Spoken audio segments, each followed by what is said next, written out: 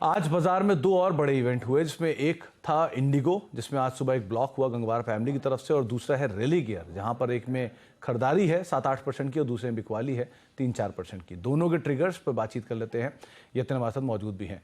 यतिन, ये गंगवार फैमिली वाला ब्लॉक ज़्यादा इंपॉर्टेंट दिख रहा है, क्योंकि इसमें अब ब्लॉक विंडो शायद 1 साल के लिए या जनवरी 2024 तक के लिए बंद हो जाएगा। कैसे रीड करें दोनों ब्लॉक्स को? देखिए, सबसे पहले इंडिगो की बात करते हैं, क्योंकि ये सीएनबीसी आवाज़ एक्सक्लूसिव थी जिस पर मुहर आती हुई लग रही है आपको। यहाँ गंगवार फैमिली ने लगभग 3,700 करोड़ रुपए के शेयर्स बेचे। ऑब्वियसली इन्होंने टोटल मिलके 4% इक्विटी बेची और इसी के बाद इनकी हिस्सेदारी लगभग 26% तक चली गई है। अगर हम पार्टिसिपेशन की बात करें तो वैरायटी ऑफ एफआईआईज डीआईज के नाम आते हुए आपको नजर पड़ सकते हैं इस पर्टिकुलर ब्लॉक में। और जहां तक कि हमारी जानकारी है, गंगवार फैमिली ने सक्सेसफुली 4% हिस्सा जो बेचा है, उसके बाद लगभग 150 दिन का लॉक इन होगा।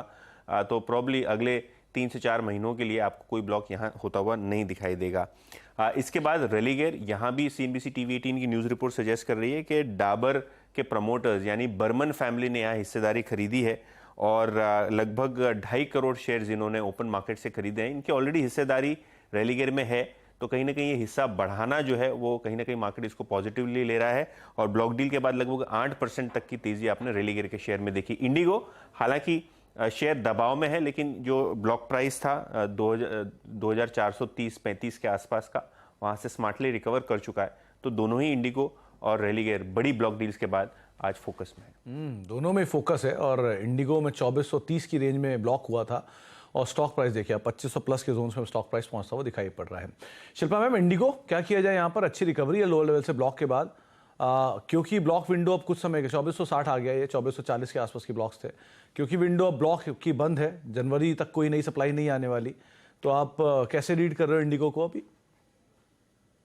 इंडिगो की बात करेंगे तो 2400 में अभी पुट राइटर्स काफी एक्टिव हैं। तो अगर किसी को यहाँ पे इमीडिएट बेसिस में कोई ट्रेड लेना है या फिर किसी ने ऑलरेडी पोजीशन लिया हुआ है, तो पहले ऊपर के लेवल्स पे तो आप इसको यहाँ पे एक राउंड एवरेज कर सकते हैं, लेकिन 2400 आपका राइट स्टॉप लॉस रहेगा।